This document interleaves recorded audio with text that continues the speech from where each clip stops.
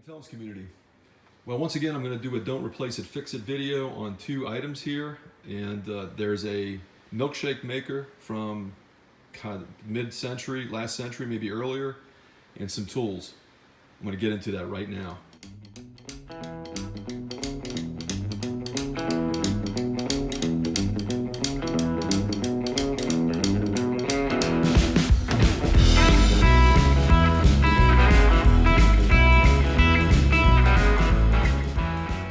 I was going through a consignment shop. I'm going to go over this in another video where I actually repair this.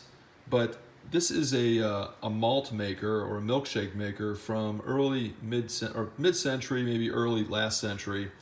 This is all ceramic, beautiful heavy-duty thing. You can see all the motor components. I've actually disassembled it. Somebody had taken this to the consignment shop with a note on it that said it doesn't work. I didn't see the note. It actually turned on briefly, so I knew that I had some power in there. There are a few issues that I had to replace, including rewiring. I'm going to get into that to another one, but I bought this for $30 at a consignment shop. I went on eBay and they're selling anywhere from $300 to $600 in this condition.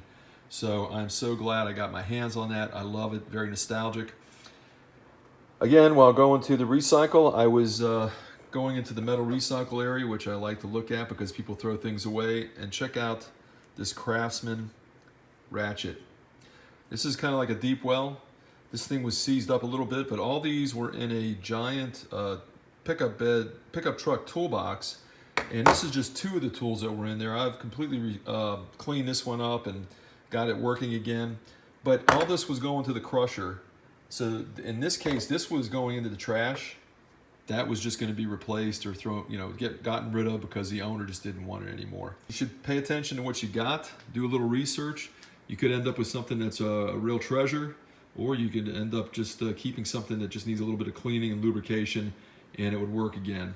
In either event, if you don't want it, you can donate it. There are a lot of people that could be helped dramatically through the donation process, as well as those that would buy it and get some real value out of it, like me. Please subscribe, please hit like. You can help me out by giving me that thumbs up and subscribing. I need to get to 1,000 subscribers, hopefully within July. Thanks for watching. See you next time on Driving Intelligence.